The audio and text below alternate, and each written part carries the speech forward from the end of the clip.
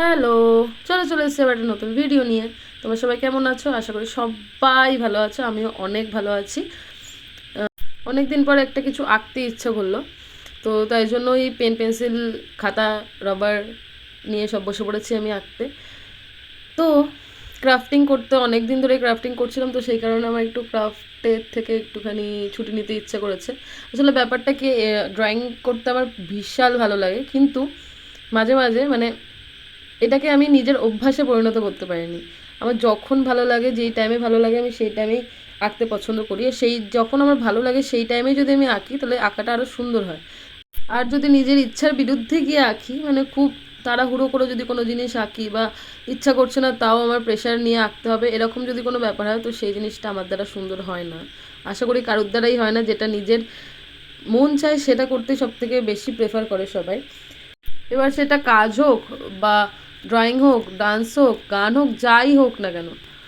তো তোমার যখন রান্না করতে ইচ্ছা করবে না, তখন যদি তোমাকে কেউ জোর করে রান্না করায়, তো সেই টাইমে কিন্তু তোমার রান্নাটা ভালো হবে না। তো সেম সব জিনিসেই তাই।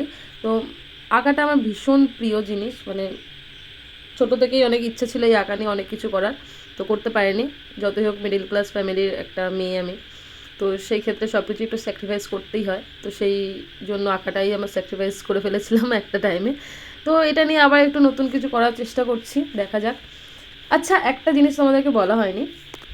সবাই জানো যে আমি একটা দ্য স্কেচ বুক নামে একটা পেজ ওপেন করেছি, মোটামুটি হয়তো সবাই জানো, আবার অনেকে জানো না।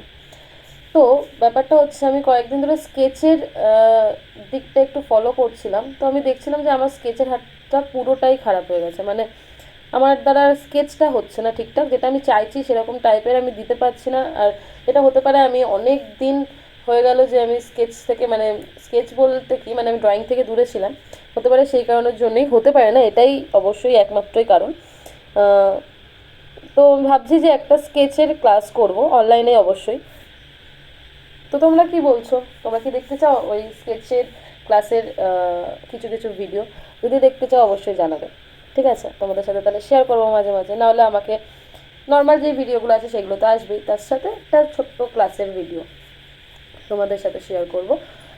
তো যাই হোক, দেখো এখানে আমি ওয়াটার পেন্সিল কালারটা দিয়ে পুরোটাই কমপ্লিট করে ফেলেছি। কালারটা করার পর এখানে উম, জানি না হঠাৎ কি হয়েছিল আমার বোনের হাতটা বিশাল কাঁপছিল আজকে, কিন্তু ও আজ ফ্রি ছিল তাই জন্য এই ভিডিওটা করা আমার। আর একটা কথা, এটা কিন্তু লাস্ট পার্ট না, ঠিক আছে?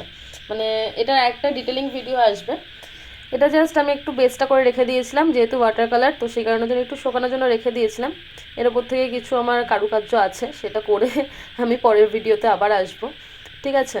তো দেখতে পাচ্ছ এখানে আমি ঠোঁটটা করে ফেলেছি।